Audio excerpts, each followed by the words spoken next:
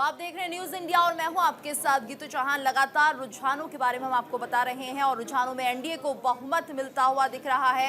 NDA को 294 सीटों पर बढ़त मिली है, जबकि आईएनडीए 229 सीटों पर आगे चल रही है। नमस्कार, स्वागत है आप सभी का न्यूज इंडिया पर। आपके साथ मैं हूं आंचल कादियान और ये इस वक्त की बड़ी अपडेट आपको दे रहे हैं। एनडीए को बहुमत मिलता हुआ नजर आ रहा है। आईएनडीए 229 सीटें, रुझानों में बहुमत का जो आंकड़ा वो एनडीए की तरफ जा रहा है। 294 सीटों पर बढ़त बनाई हुई है एनडीए। और अगर जिक्र किया जाए आईएनडीए गठबंधन का तो 229 सीटों पर आगे चल रहा है इंडिया गठबंधन। ये बड़ी अपडेट इस वक्त आपको दे रहे हैं। तो देखिए, कुछ जगहों पर तस्वीरें भी स्पष्ट हो चुके हैं और इस बीच संजय राउत क्या कुछ कह रहे हैं वो आपको सुनवाते हैं। तो क्या इंडिया अपने आप को भगवान मानने वाले एक नेता है। भगवान हार गए हैं, नकली भगवान हार गए हैं और यहाँ की जो नकली संतान जिसने आपको कहा था उसने आपको हराया है। तर कल की बैठक का एजेंडा क्या है? 24 तासामध्ये पंतप्रधान पदाचा चेहरा तुम्ही सांगा। तर पंतप्रधान बैठक होऊ द्या, 24 तास झाले, दिल्लीमध्ये बैठक तर होऊ द्या।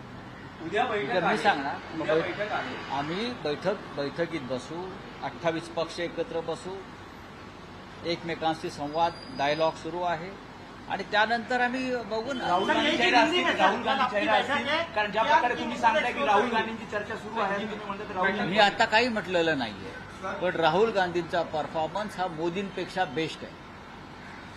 राहुल गांधींनी शून्यातून काँग्रेस पक्षाला 150 पर्यंत नेलं आणि नरेंद्र मोदींनी 350 वरून पक्षाला 225 पर्यंत आणलं। हा पराभव जो आहे हा नरेंद्र मोदींचाच पराभव आहे। नरेंद्र मोदीमुळेच पराभव झाला आणि नरेंद्र मोदीमुळेच आम्ही पुढे गेलो। 40 पारची भाषा भाजपकडून केली जात होती, मात्र तुम्ही आता 30 पार झालाय, काय सांगाल? मी पहिल्या दिवसापासून तुम्हाला माझा आकडा माहिती असेल, आम्ही 30+ हाच आकडा आम्ही सांगत होतो। आमच्या काही जागा दहशत पैसा याचा वापर केल्यामुळे आमच्या काही जागा थोड्या मताने आम्ही गमावल्या आहेत, हे सत्य आहे। पण भविष्यामध्ये जागा आम्ही परत मिळवू, 30पेक्षा जास्त जागा आम्ही जिंकू। 30 हा आमचा आकडा कायम होता आणि आम्ही तेवढ्या जागा जिंकलेल्या आहेत। नारायण राणे सिंधुदुर्गातून विजयी झालेले आहेत, तर मुख्यतः आधी माहिती पुढे येते। तर सिंधुदुर्गात आपण जर बघितलं तर आतापर्यंत शिवसेनेसोबत हा सगळा यावेळी शिवसेना मशाल धनुष्यबाण नव्हता। आम्हाला धनुष्यबाण नसल्याचाही फटका बसला काही ठिकाणी। लोकांच्या मनामध्ये, विशेषतः ग्रामीण भागामध्ये, आदिवासी पाड्यांवर, गाव पाड्यांवर धनुष्यबाण चिन्ह हेच पोचलेलं आहे। त्याच्यामुळे काही हजारांचा फटका प्रत्येक मतदारसंघात आम्हाला बसला, हे मान्य करावं लागेल। विशाल पाटील महाविकास आघाडी, शिंदे शिवसेनेचे 5 खासदार आहेत निवडून आलेले, विशेषतः कल्याण डोंबिवली असेल आणि ठाण्यात असेल, लाखाच्या वर मताधिक्य घेतलेले। येऊ द्या, केंद्रामध्ये सरकार जेव्हा बनेल आमचं तेव्हा पाहू ना। विशाल पाटील महाविकास आघाडीत असतील, विशाल पाटील महाविकास आघाडीत असतील, पण विशाल पाटील यांचा विजय झालेला आहे, चंद्रहार पाटील यांच्या आघाडीत। लक्षात घ्या की लोकशाही आहे। सांगलीमध्ये जागा शिवसेनेनं लढली, काँग्रेस पक्षाला हा आमचा निर्णय मान्य झाला नाही। काँग्रेस पक्षातल्या स्थानिक नेतृत्वानं ज्या पद्धतीनं आम्हाला साथ द्यायला पाहिजे होती ती दिली नाही, हे सत्य आहे। तरीही विशाल पाटील यांचा विजय झाला असेल तर लोकशाहीमध्ये असे जे कौल असतात ते मान्य केले पाहिजे।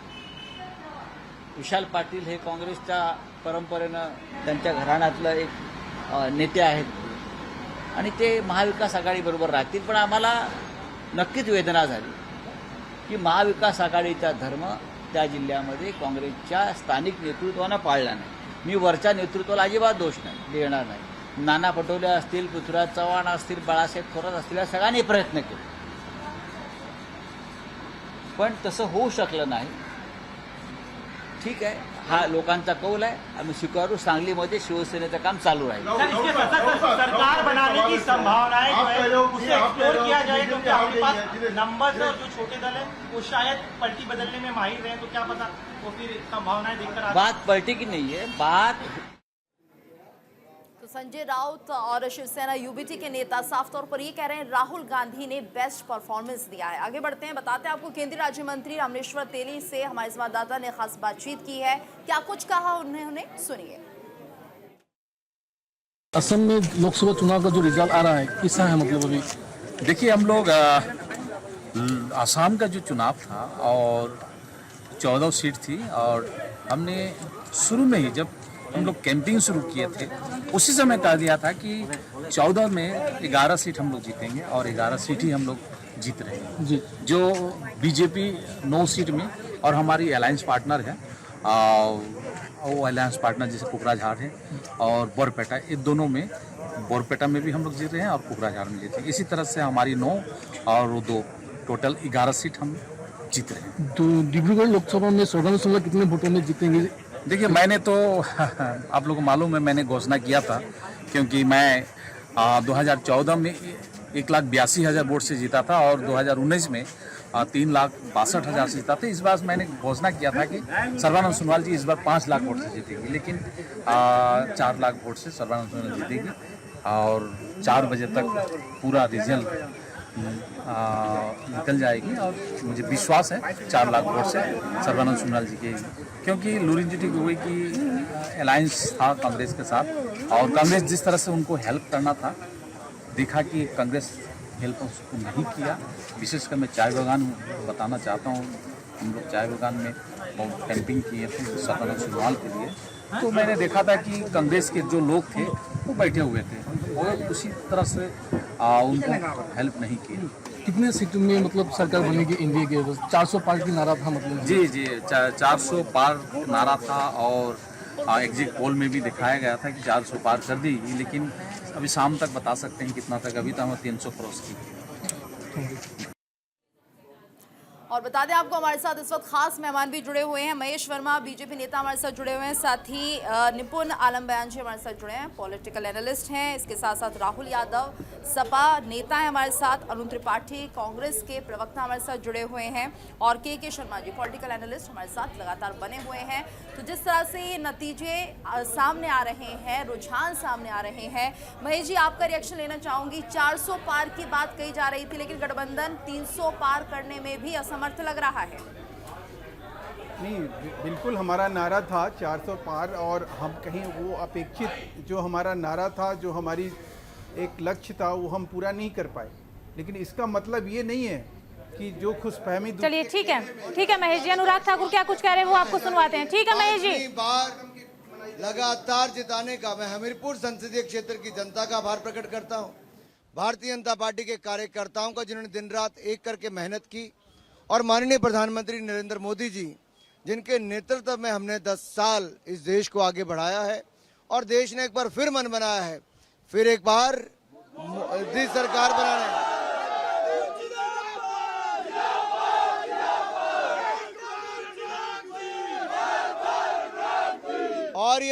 और ये सरकार स्थिर निरंतर भी होगी, ईमानदार दमदार नेतृत्व मोदी जी का फिर मिलेगा और हमारा देश नई ऊंचाइयों पर मोदी जी के नेतृत्व में बढ़ेगा, ऐसा मुझे पूर्ण विश्वास है। देश की जनता का आभार प्रकट करता हूं जिन्होंने भारतीय जनता पार्टी एनडीए को जिताया और एक बार फिर सेवा करने का अवसर दे रहे हैं। सबका बहुत बहुत धन्यवाद।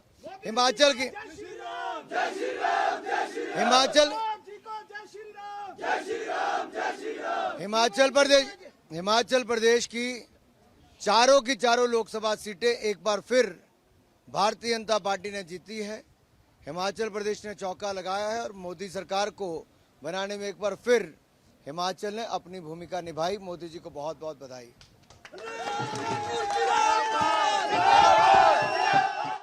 को जाता है ये कि हर एक घटक दल, मेरे मुख्यमंत्री नीतीश कुमार जी ने जिस तरीके से हमारे गठबंधन को मजबूती दी, जीतन राम मांझी जी ने दी, उपेंद्र कुशवाहा जी ने दी और जिस एकजुटता के साथ हम पांचों दल एक साथ मिलकर हम लोगों ने चुनाव लड़ा, इसी का ही परिणाम है कि इतना बेहतरीन प्रदर्शन बिहार में हुआ। अब नीतीश जी का रोल कितना इंपॉर्टेंट रहेगा? लीड कर रहे हैं नीतीश जी की पार्टी बिहार में। मेरे मुख्यमंत्री जी का महत्व हर गठबंधन में हमेशा से महत्वपूर्ण रहा है और ऐसे में पुनः एक बार वो महत्वपूर्ण भूमिका में मेरे मुख्यमंत्री जी हैं, उन्हीं की वजह से और मेरे प्रधानमंत्री जी की वजह से पार्टी का गठबंधन का प्रदर्शन इतना बेहतरीन रहा। आपके पार्टी के सभी मेंबरों का लगभग लाख का मार्जिन है, जहां पे 10-10 हजार का मार्जिन, आपका भी मार्जिन 1 लाख से ऊपर का है, क्या कहेंगे? फाइनल रिजल्ट आने दीजिए एक बड़े मार्जिन के साथ, और आपके पास वो सारी आर्काइव्स में वो वीडियो हैं भाई, जिसमें हर बार हमने दावा किया था कि आप मार्जिन देखिएगा, हम लोग के हर प्रत्याशी का मार्जिन बेहतर रहेगा।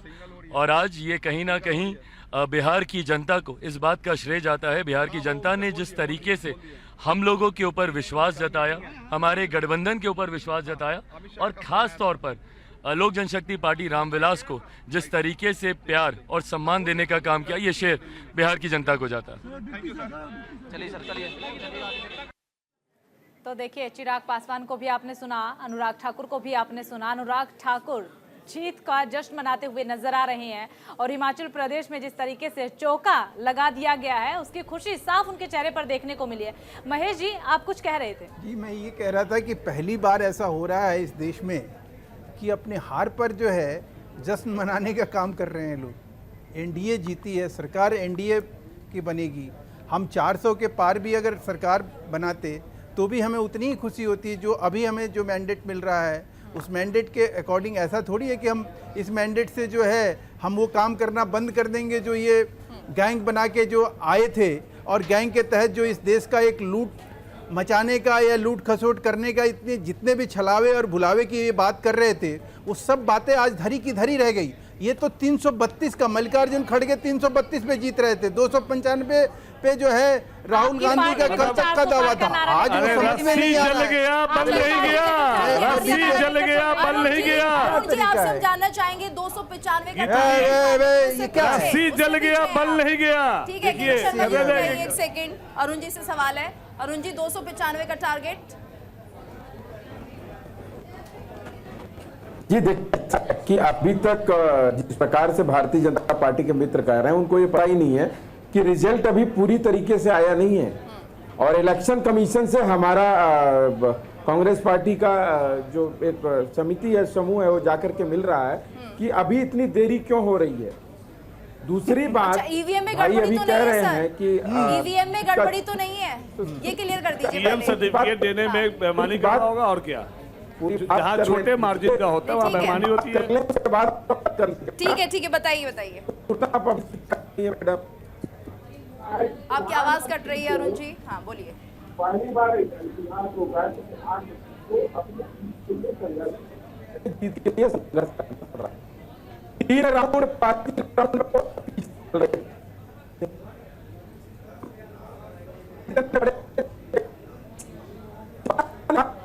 वॉइस ब्रेक हो रही है अरुण जी, आपकी आवाज स्पष्ट नहीं आ पा रही है। ठीक है, अरुण जी की आवाज सही नहीं आ पा रही है। निपुण जी का रुख करना चाहेंगे, और केके जी से विनती है, हाथ जोड़ करके केके जी से विनती है कि जब आपसे सवाल किया जाए प्लीज सभी बीच में टीका टिप्पणी मत कीजिए ना। नहीं, ठीक है, बीच में टीका टिप्पणी सही नहीं है ना कांग्रेस का खराब है, लड़ाई का अखाड़ा छोड़िए, चर्चा करने के लिए बैठे हैं। मौका देंगे, अभी तो शुरुआत हुई है, आप समझिए बात को, भी शुरुआत हुई है, लड़ाई का अखाड़ा नहीं है ये। न्यूज इंडिया का मंच है, चर्चा करने के लिए बैठे, शांति प्रिय ढंग से चर्चा होगी। निपुण जी, रुझानों को लेकर के आप क्या कहना चाहेंगे?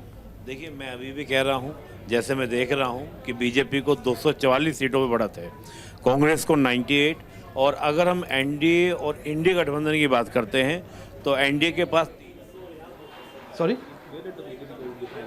ठीक है, चिराग पासवान की माता जी कुछ कह रहे हैं, वो सुन लेते हैं पहले। चाहते हैं कि उन्हें कुछ बड़ा जिम्मेदारी प्रधानमंत्री के तरफ से दी जाए। ये इसके लिए मैं अभी कुछ नहीं बोलूंगी, ये प्रधानमंत्री जी की उसमें है, इसके लिए मैं कुछ नहीं। मैं कितनी बड़ी कोशिश तरीके से सेलिब्रेशन होगा? ये सब आप देख ही रहे हैं, सेलिब्रेशन इसी तरह का चलते रहेंगे। परिवार के 2 लोग जीत गए, 2 लोग आप पार्लियामेंट में बैठेंगे आपके। जी, बिल्कुल, मेरा बेटा, मेरा दामाद, दोनों जो है। बड़ी जिम्मेदारी मिली है चिराग पासवान को, अब किस तरीके से निभाएंगे? बस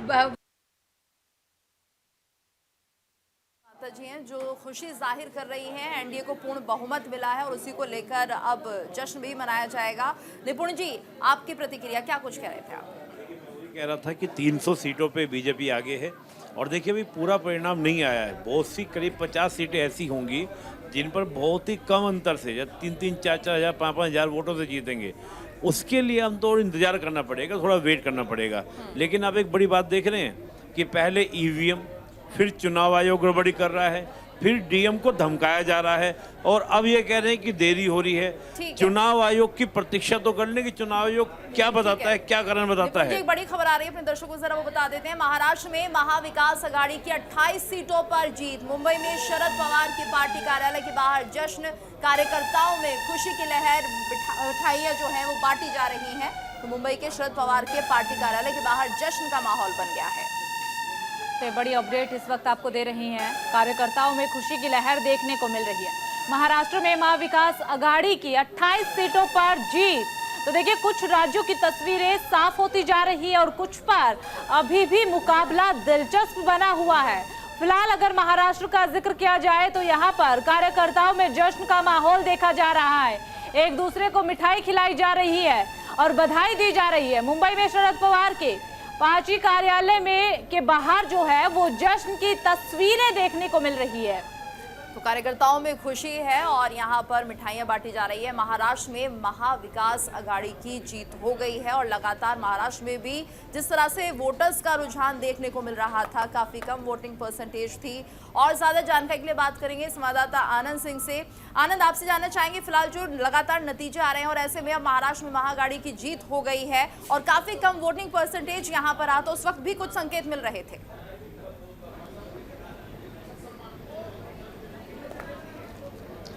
देखिए, अगर वोटिंग की बात की जाए तो जो मतगणना आज हुई थी सुबह से शुरू, और उसमें कई ऐसे आंकड़े सामने निकल के आए हैं जो एनडीए के लिए बड़े ही घातक तौर पर सामने आए हैं। चाहे उत्तर प्रदेश की बात की जाए, चाहे महाराष्ट्र की बात की जाए। महाराष्ट्र उन राज्यों में से था जिसमें बीजेपी ने विशेष फोकस किया था और यही कारण था कि एनसीपी के साथ शिवसेना, जो कि एक नाथ शिंदे ग्रुप था और अजीत पवार की शिवसेना थी, उनके साथ मिलकर गठबंधन बनाया था। लेकिन जो जनता का उसमें वोटिंग पैटर्न सामने आया, उसमें ये माना जा रहा है कि जनता ने बीजेपी के खिलाफ जाते हुए उसमें बहुमत दिया है। और महाविकास आघाड़ी, जो कि पहले की सरकार हुआ करती, जिसमें एक नाथ शिंदे से पहले जो शिवसेना हुआ करती, जो उद्धव ठाकरे की शिवसेना थी, एनसीपी थी, समेत तमाम पार्टीज को, उनको वहां जीत देखने को मिली है, जिसको लेकर बीजेपी में अब मंथन का दौर शुरू हो चुका है। बीजेपी की अगर बात की जाए तो इस वक्त बीजेपी में 3 बड़ी बैठकें चल रही हैं। जी बिल्कुल बिल्कुल, बोलिए आनंद। आनंद बोलिए, क्या कुछ और अपडेट है? जिसमें से एक खुद बीजेपी राष्ट्रीय अध्यक्ष, जी, जिसमें से 3 बड़ी बैठक चली, इसमें एक खुद बीजेपी राष्ट्रीय अध्यक्ष जगत प्रकाश नड्डा के घर पे चल रही है, जिसमें खुद गृह मंत्री अमित शाह, रक्षा मंत्री राजनाथ सिंह हैं, वो रुझानों को लेकर बैठक कर रहे हैं। दूसरी बैठक राष्ट्रीय महासचिव तरुण चुग के घर चल रही है, जो कि आगे की रणनीति क्या होगी उसको लेकर बैठक कर रही है। और तीसरी दिल्ली में बड़ी बैठक विनोद सर, छिंदवाड़ा एक लौती सीट मध्य प्रदेश में कांग्रेस के पास थी, उसको लेकर 2019 में भी आप पछता रहे थे कि वो चीज अगर टिकट हमसे दिया होता तो 29 की 29 जीते, लेकिन वो बात जो थी आपकी आज साबित फिर हो। पिछली बार कांग्रेस 38,000 वोटों से जीत गई थी, लेकिन इस बार जनता ने कांग्रेस का सुपड़ा साफ कर दिया और मोदी जी पर, भारतीय जनता पार्टी पर पूरा विश्वास प्रकट किया है। तो मध्य प्रदेश के पूर्व सीएम शिवराज सिंह चौहान कह रहे हैं कि कांग्रेस का सुपड़ा साफ और बीजेपी एक बार फिर से जीत गई है। लेकिन अगर हम बात करते हैं पुराने नतीजों की, तो 272 का पूर्ण बहुमत मिला था बीजेपी को। और भी हमारे साथ गेस्ट पैनल लगातार बना हुआ। महेश जी, पहले मैं आपका रिएक्शन लेना चाहूंगी। 272 का जो आंकड़ा पिछली बार मिला था, इस बार उसको रिपीट नहीं कर पाए हैं, इसके लिए क्या कहेंगे? निश्चित रूप से हम कहाँ कह रहे हैं कि हम उस चीज़ को, लेकिन हमारा प्री पोल अलायंस जो था, हम एनडीए के बैनर पे चुनाव लड़ रहे थे। भारतीय जनता पार्टी जो है कोई इंडिविजुअल पार्टी के रूप में जो है चुनाव नहीं लड़ी है, एनडीए के रूप में चुनाव लड़ी, पूरे देश में और पूरे शिद्दत के साथ लड़ी। प्रधानमंत्री ने पूरे एनडीए के साथ जो है प्रचार प्रसार किया।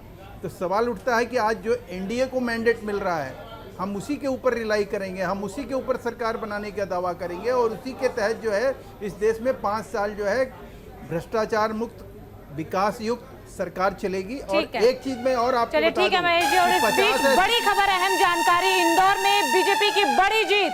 बीजेपी उम्मीदवार 10 लाख से जीते हैं। देखिए, ये बड़ी अपडेट इस वक्त आपको बता रहे हैं। बीजेपी उम्मीदवार 10 लाख के वोटों से जीत हासिल की है। बीजेपी के शंकर लालवानी को बड़ी जीत मिली है। अमित शाह 7 लाख से ज्यादा वोटों से आगे है।